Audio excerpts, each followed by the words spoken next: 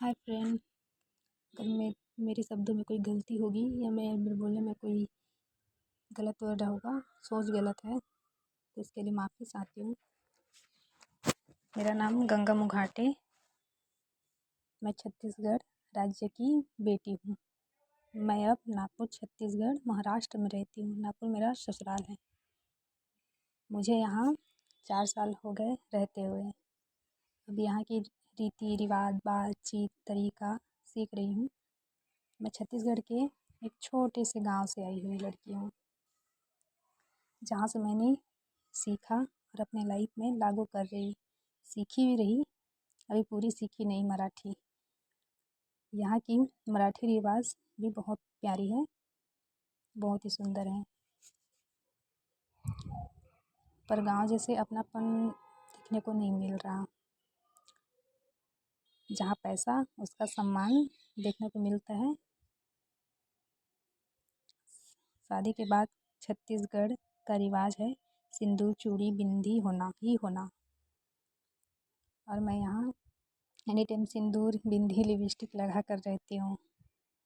सबको तो नहीं बोल रही, पर कुछ लोग हैं जो मेरे पे सवाल किए।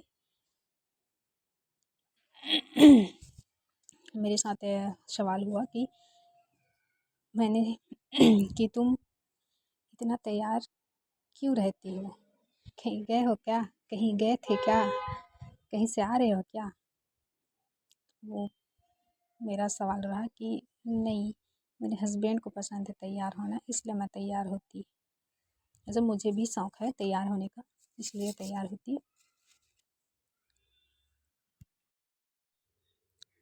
तो मैं सबको गलत तो नहीं मान रही हूँ। अपना अपना मन है, क्या पहने क्या ना पहने, तैयार होना है या नहीं होना है, अपनी मर्ज़ी है।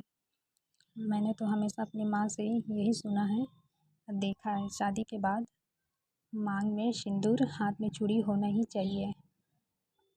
शादी हुई भी है तो इसे अपनाने में हर्ज भी क्या है? मैं तो बड़े शान से सिंदूर लगाती हूँ, कहीं जाऊँ या ना जाऊँ, दिन में 2 बार तैयार होना ही है। मैं जब से यहाँ आई हूँ, यहाँ के लोग को देखी हूँ, कहीं जाना हो पार्टी में, कुछ खास दिन, तभी तैयार होते हैं, नहीं तो नॉर्मल रहते हैं। मैं इन्हें गलत नहीं बोल रही, अपना पसंद है। पर मैं पहली बार सुनी तुम इतना तैयार क्यों होती हो, तो मैं भी तैयार होना कम कर दी थी। फिर बाद में सोची भला मैं काहे दूसरे को बोला हुआ बात को दिल से लूँ। अपनी मर्ज़ी से अब तैयार होती हूँ, रहती हूँ। अब उतनी किसी की बात ध्यान नहीं देती।